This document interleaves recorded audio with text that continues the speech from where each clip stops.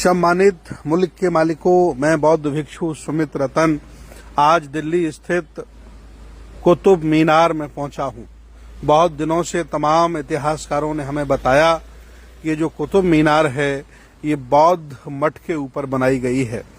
ये बहुत बड़ा मेहरौली बुद्ध विहार हुआ करता था। यहाँ बहुत बड़ा शंगाराम था, सैकड़ों बौद्ध भिक्षु रहते थे और ये सम्राट कनिष्क हर्षवर्धन के जमाने में बहुत बड़ी बौद्ध विरासत थी।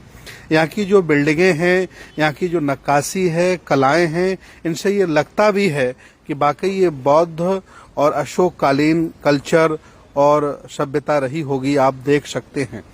मैं पहुंचा, आज पूरा हमने ऑब्जर्वेट किया। हालांकि ये नियम है कि किसी भी मस्जिद में बुत नहीं होते, मूर्तियां नहीं होती, लेकिन हमारे द्वारा सैकड़ों मूर्ति वहां देखी गई। और जो पूरी बिल्डिंग बनी है, स्ट्रक्चर बना है, तमाम वहां शंगाराम, बड़े बड़े हॉल, उनका डिजाइन अलग है, उनका पत्थर अलग है। और ये जो मीनार बना है इसका डिजाइन और पत्थर अलग है। इससे ये सिद्ध होता है कि बौद्ध मठ के ऊपर ही या इसके एक साइड में इस मीनार को मुस्लिम शासक के द्वारा बनाया गया।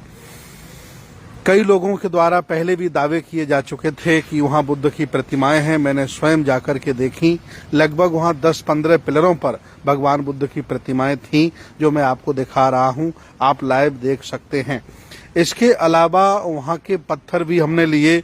जो तमाम इतिहासकार हैं, भाषाविद हैं, जिन्होंने अध्ययन किया है, जो पाली भाषा धम्म लिपि के बारे में जानकारी रखते हैं, उनको भी हमने फोटो भेजे हैं। और एक बहुत ऐतिहासिक चीज वहां देखने को मिली। जैसे स्तंभ लगाने की परंपरा सम्राट अशोक के बाद डेवलप हुई, उनके द्वारा बलुई पत्थर के तमाम अशोक स्तंभ, शिलालेख जगह जगह बनवाए गए। लेकिन यहाँ एक लौह स्तंभ मिला। वहां इतिहासकारों ने लिखा है कि गुप्तकालीन है, लेकिन ये सम्राट अशोक की संस्कृति को, उनके दर्शन को जन जन तक पहुंचाने के लिए, फैलाने के लिए उनकी विचारधारा के शासकों ने यहाँ पत्थर का नहीं बल्कि लोह स्तंभ लगाया है।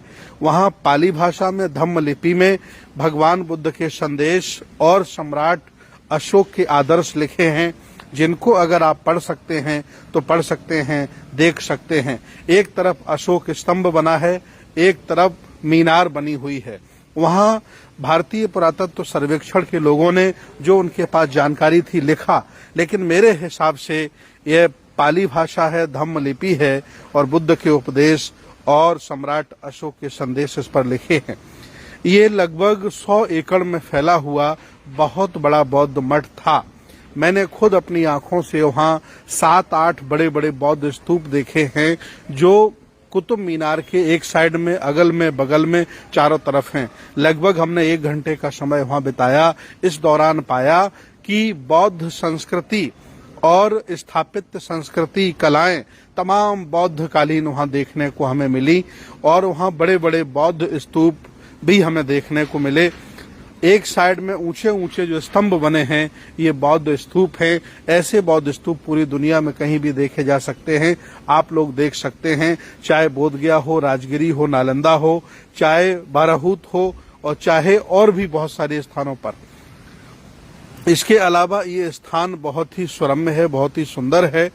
आप ये जानते हैं कि समय समय पर अलग अलग संस्कृतियों को मानने वाले लोग यहाँ शासक बने रहे। मुसलमान जब शासक थे तो उन्होंने इसे मस्जिद का रूप दिया, मीनार बनाया। हिंदू शासक रहे होंगे तो इसे मंदिर के तौर पर इस्तेमाल किया गया होगा। और जब बौद्ध शासक थे तो उन्होंने इसे बुद्ध विहार और बहुत सुंदर बौद्ध मठ